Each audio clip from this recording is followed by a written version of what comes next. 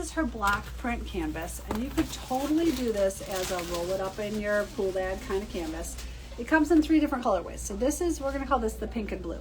To me, what's off-putting about this is these corners. And I think people look at this and they're like, I don't get this. What do I do with these corners?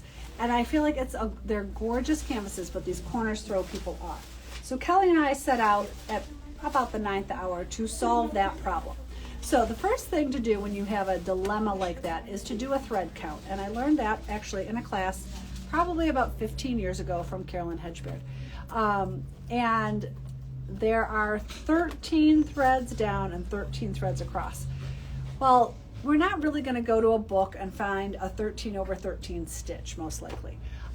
You're also, then the next thing you're going to do is you're going to take that number and you're going to figure out what divides into it. Guess what? 13 is a prime number. So Kelly's like, what do we do now? And I'm like, math to the rescue.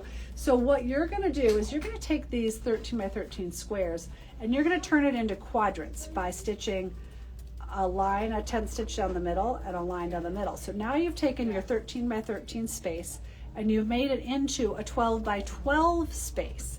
And now 12 by 12 is divisible by a lot of things. So I said to Kelly, okay, now what we do is we get a 6 by 6 square and we do 4 of them.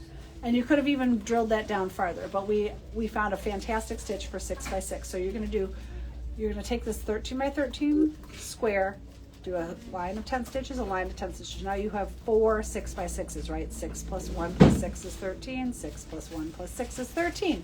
I totally envision my dear sweet Rebecca making a video out of this, by the way.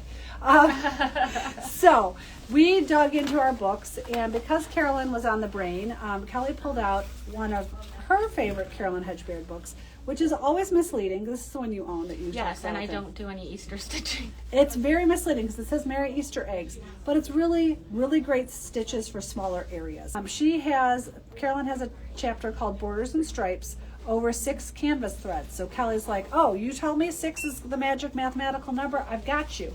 So she dove into this book, and on page 312, there are these 6 by 6 squares that you're going to do 4 of these, but keep in mind there's going to be a stripe of 10 stitch. So they're going to have an outer color and an inner color. So I would do these squares now, maybe in, pick any 2 of these colors. You might do the stripe and the insides maybe in this bright yellow, and the squares in the pink, or maybe the other way around, or maybe pull your blues down. But I think those 6 by 6 squares are going to solve this problem.